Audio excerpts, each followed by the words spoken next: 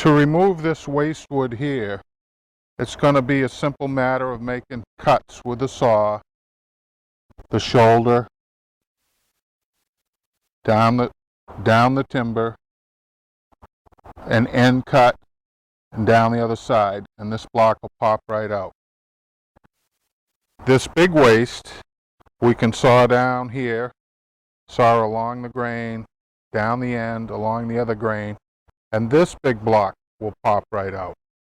The hard part of the whole joint is getting this little section here of wood removed. There are several methods to do that. If you have a Prezi beam cutter, which is a chainsaw bar mounted to a skill saw, you could come in here and cut this. If you have a chain mortiser, before you do any work out here, you take your chain mortiser and plunge this area and remove this right out. If you only have a boring machine or a drill, that would be the first step. So this line is 4 inches off the reference edge, and this line is 6 inches off reference edge, which gives us a 5-inch center line. I've drawn a center line, and using my folding ruler,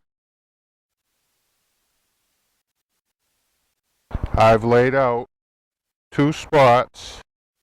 The first one 1 1/8 from the end to make sure I don't go too far, and the second spot 2 inches from that for my boring machine bit. And I'm going to help that bit find the starting point by using my carpenter's awl.